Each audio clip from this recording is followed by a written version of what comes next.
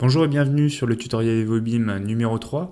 Nous nous intéresserons aujourd'hui à la personnalisation des murs dans le logiciel Evolubim. Pour ce faire, nous utiliserons une base de murs standard de 30 cm d'épaisseur. Il nous suffira de partir sur un pan de mur simple, de le sélectionner pour avoir accès à l'onglet Construction en haut à gauche. Donc dans cette partie construction, vous avez dans un premier temps la partie élévation qui nous permettra de déterminer une élévation différente de celle déterminée par défaut par le gestionnaire de niveau.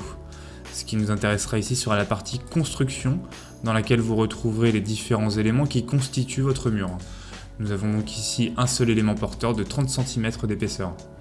Si vous souhaitez ajouter un nouveau composant à votre mur, il vous suffira de cliquer sur Insérer.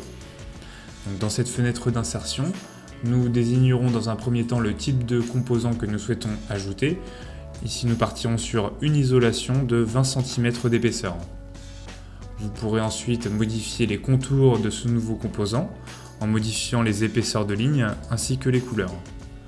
Vous pouvez également modifier le type de remplissage en donnant une couleur constante, un motif, un gradient ou bien une image.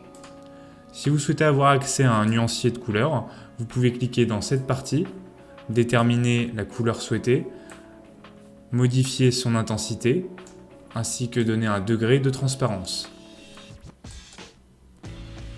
Vous avez ensuite un large choix de hachures dans le catalogue Evolubim.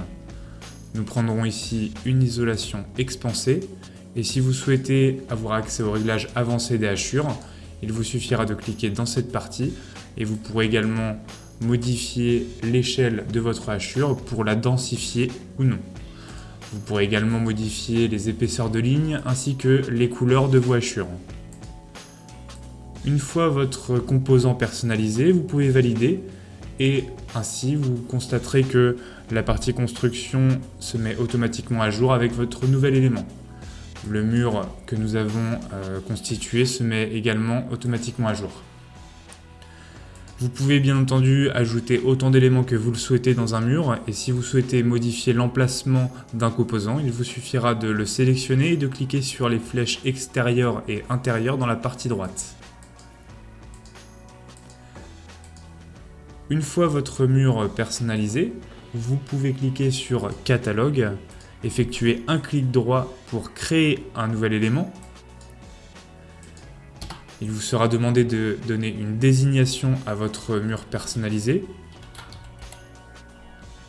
Vous pourrez valider. Ensuite, vous retrouverez votre mur personnalisé sur vos prochains projets. Voilà, je vous remercie d'avoir suivi ce tutoriel Evolubim et je vous donne rendez-vous pour une prochaine vidéo.